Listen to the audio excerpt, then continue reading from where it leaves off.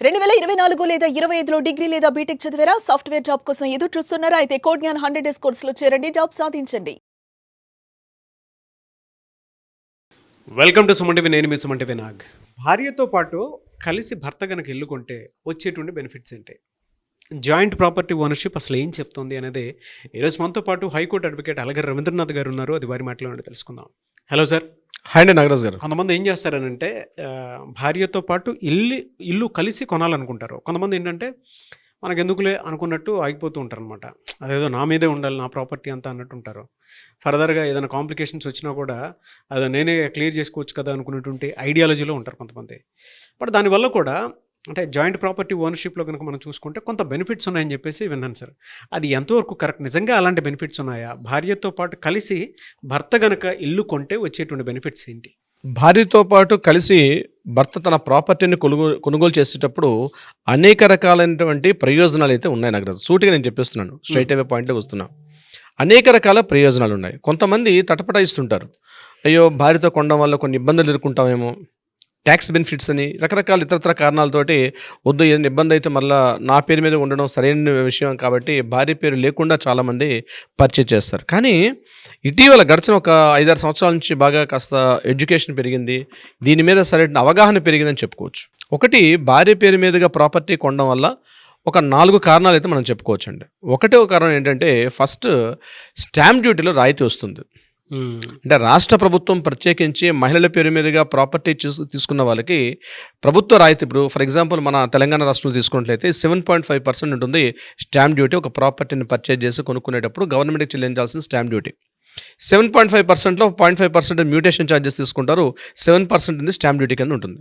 అయితే రాష్ట్రంలో మహిళల పేరు మీదుగా ప్రాపర్టీ తీసుకున్న సందర్భంలో 1% నుంచి 2% వరకు ఆ ఏరియాని బట్టి సుమారుగా 1% అయితే పక్కాగా ఒక డిడక్షన్ వచ్చే అవకాశం కూడా ఉంటుంది మహిళల పేరు మీదుగా ప్రాపర్టీ తీసుకున్నట్లయితే. ఇది ఇంపార్టెంట్ ఫస్ట్ పాయింట్.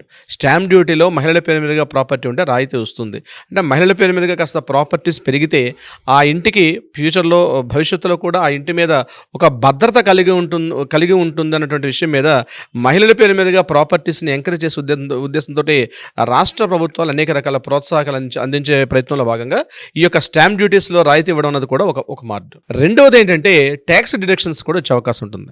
ఆదాయ పన్నులో రాయితీ ఎలా వస్తుందంటే, ఇన్కమ్ ట్యాక్స్లో మన 80C సెక్షన్ ప్రకారం అందులో భార్యాభర్తల పేరు మీదుగా ఉన్నప్పుడు ఏదైతే ప్రిన్సిపల్ అమౌంట్ ఉంటుందో ప్రిన్సిపల్ అమౌంట్ మీద అప్ టు 1.5 lakhs వరకు కూడా డిడక్షన్ వచ్చే అవకాశం కూడా ఉంటుంది ఇన్కమ్ ట్యాక్స్ ఫామ్ 18C ప్రకారం. అదేవిధంగా సెక్షన్ 124 ప్రకారం కూడా మరొక అవకాశం కూడా ఉంది. దాంట్లో ఏమవుతుంది, ఇంట్రెస్ట్ రేట్ ఏదైతే పే చేస్తున్నామో ఆ ఇంట్రెస్ట్ మీద అప్ టు 2 lakhs వరకు కూడా మనకి రాయితీ పొందే అవకాశం ఉంటుంది ట్యాక్స్ బెనిఫిట్స్ మహిళల పేరు మీదుగా ప్రాపర్టీని తీసుకున్నట్లయితే.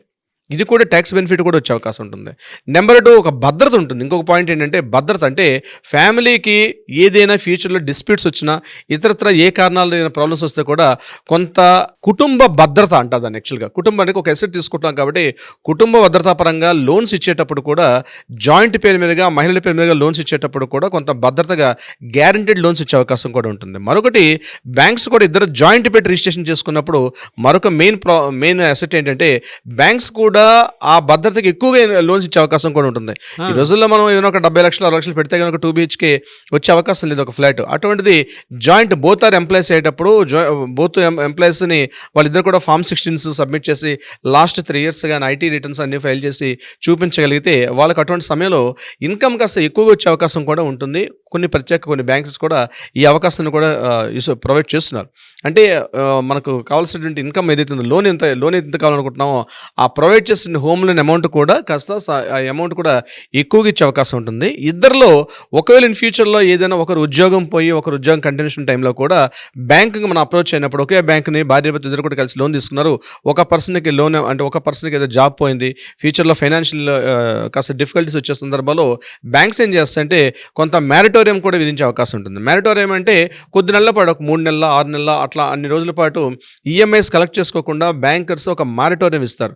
ఆ ఇచ్చే అవకాశం కూడా జాయింట్ రిజిస్ట్రేషన్స్ ఉండే సందర్భంలో ఎక్కువగా అవకాశం ఉంటుంది. మహిళల పేరు మీదుగా ప్రాపర్టీస్ ఉంటే అమౌంట్ ఇట్లా ఇచ్చే అవకాశం ఉంటుంది. ఇంకొకటి కాకుండా కొన్ని సందర్భాల్లో కాస్త పెద్ద మొత్తంలో హౌసింగ్ లోన్ తీసుకున్న సందర్భాల్లో ఎక్కువ అమౌంట్ తీసుకున్నారు, అమౌంట్ పే చేయలేకపోతున్నారు, ఫ్యూచర్లో ఉద్యోగ భద్రత లేకపోవడం, జాబ్ నుంచి ఇతరత్ర కారణాలు వచ్చేటప్పుడు మరలా ఈ యొక్క రీస్ట్రక్చర్ చేసుకునే అవకాశం ఉంటుంది. ఈఎంఐ షెడ్యూల్ ఏదైతే ఉంటుందో, ఫర్ ఎగ్జాంపుల్ ఒక 50,000 రూపాయలు ఈఎంఐ కట్టాల్సిన పరిస్థితి వచ్చేటప్పుడు దాన్ని రీస్ట్రక్చర్ చేసే అవకాశం కూడా ఉంటుంది. బోత్ సైడ్స్ ఎంప్లాయ్స్ అయ్యేటప్పుడు, అంటే సింగిల్గా ఉన్నప్పుడు కూడా చేస్తారు, ఇద్దరు కలిసి ఉన్నప్పుడు ఇంకా చేసే అవకాశం ఉంటుంది. రీస్ట్రక్చర్ చేస్తారు, అంటే రీస్ట్రక్చర్ చేసుకోవచ్చు, మ్యారిటోరియం చేసుకోవచ్చు. ఒకవేళ ఫ్యూచర్లో కట్టబోతున్నాం, మా జాబ్ అవుతుంది, మళ్ళీ కొత్త జాబ్ ట్రై చేసుకోవాలంటే ఒక 3 months 6 months మాకు జాబ్ లేనప్పుడు మ్యారిటోరియం అని చెప్పాను, రీస్ట్రక్చర్ చేసుకోవచ్చు. స్టాంప్ డ్యూటీని తగ్గించుకునే అవకాశం ఉంటుంది.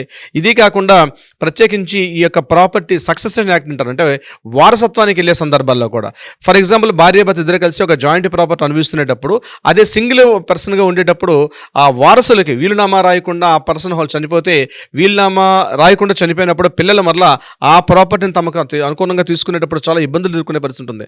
అట్లా కాకుండా జాయింట్ ప్రాపర్టీ మీద ఉండేటప్పుడు వారసత్వ హక్కులు, తల్లిదండ్రులు ఎవరో ఒకరు చనిపోతే ఆ పిల్లలకి వారసత్వంగా పెద్ద కాంప్లికేషన్స్ లేకుండా ఖచ్చితంగా మేము ఫ్యామిలీ మెంబర్ తాలూకా సర్టిఫికేట్ తీసుకొని కోర్టుకు అప్రోచ్ అయితే ఆ ప్రాపర్టీని ఈజీగా పిల్లలందరూ కూడా విత్ లీగల్ హెయిర్ సర్టిఫికేట్తో పాటు అందజేసే ప్రయత్నం కూడా, అంటే కోర్టుకి ఫీజులు కట్టే అవకాశం కూడా తప్పుతుంది.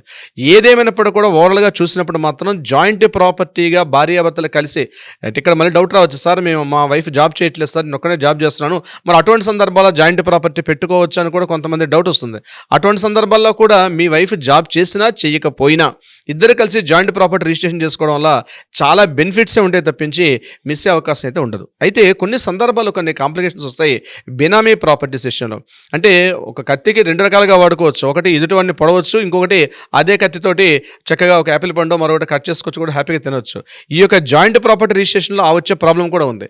ఇక్కడ ఏమవుతుందంటే తెలియనటువంటి అమ్మ పేరు మీదుగా లేకపోతే ఇంట్లో ఉన్న ఇంకొకరి పేరు మీదుగా కూడా జాయింట్ రిజిస్ట్రేషన్స్ పెట్టి, లేదా కేవలం ఆ ఒక వ్యక్తి పేరు మీద పెట్టేటప్పుడు బినామీలు వచ్చే అవకాశం కూడా ఉంటుంది. అంటే ఏంటి, ట్రాన్సాక్షన్స్ ఒకరి పేరు మీదుగా జరుగుతుంటాయి, మరొకరి పేరు మీదుగా రిజిస్ట్రేషన్ జరుగుతుంటాయి. అటువంటి సందర్భంలో బినామీ ప్రాపర్టీస్ రేజ్ అయ్యే అవకాశం ఉంటుంది. సో ఏదేమైనప్పటికీ కూడా మనం ఒక మిడిల్ క్లాస్ ఎంప్లాయీస్ ఒక ప్రాపర్టీ కొనుక్కున్నాం, ఒక హౌస్ కొనుక్కున్నాం, మనకి ఫ్యూచర్లో ఎటువంటి ఇబ్బందులు లేకుండా మనకి ట్యాక్స్ బెనిఫిట్స్ కానీ, గవర్నమెంట్ నుంచి స్టాంప్ డ్యూటీ రిడక్షన్ కానీ, అదేవిధంగా ఫ్యూచర్లో మనం వారసత్వపు హక్కుల ప్రకారం కానీ ఏ రకంగా చూసుకున్నా జాయింట్ ప్రాపర్టీ రిజిస్ట్రేషన్ చేసుకోవడం వల్ల అన్ని విధాలా శ్రేయస్కరం అని చెప్పి మనం చెప్పుకోవచ్చు. నాగరాజు గారు అంటే డీటెయిల్ ఇన్ఫర్మేషన్ అండి, చాలా బాగుంది ఇన్ఫర్మేషన్.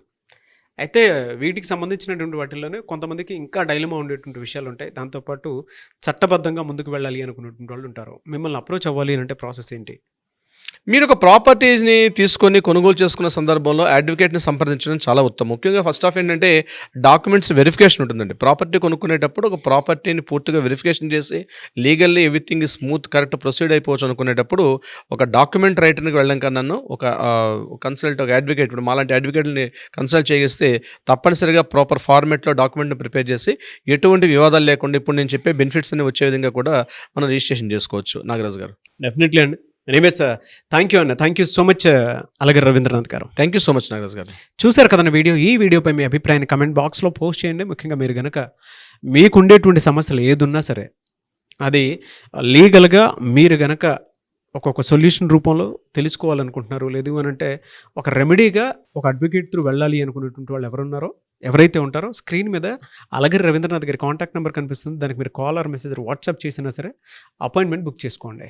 ఎందుకంటే మనకు తెలియకుండానే మన చుట్టుపక్కల ఉండేటువంటి వాళ్ళు మన మీద చాలా రకాలుగా దోషణలు కానీ సంబంధం లేనటువంటి వాటిల్లో ఇరికించేస్తూ ఉంటారు, లేదు భార్యాభర్తలకు సంబంధించినటువంటి వాటిల్లో రకరకాల కారణాలతోటి గొడవలు చూస్తూ ఉంటాము. మీరు అడ్వకేట్ తోటి ఒక రెమెడీ కావాలి అనుకునేటప్పుడు మాత్రం డెఫినెట్గా అలగిరి రవీంద్రనాథ్ గారి కాంటాక్ట్ నెంబర్ కనిపిస్తుంది. దానికి మీరు డెఫినెట్గా అప్రోచ్ అవ్వచ్చు. అండ్ ఈ వీడియో లైక్ చేయండి, షేర్ మాత్రం తప్పకుండా చేయండి. ఇలాంటి మరిన్ని వీడియోస్ కోసం మా ఛానల్ ఫాలో అవ్వండి. Thank you. సుమన్ టీవీలో మీ పర్సనల్ అండ్ బిజినెస్ ప్రమోషన్స్ కోసం కింది నెంబర్కి కాంటాక్ట్ చేయండి.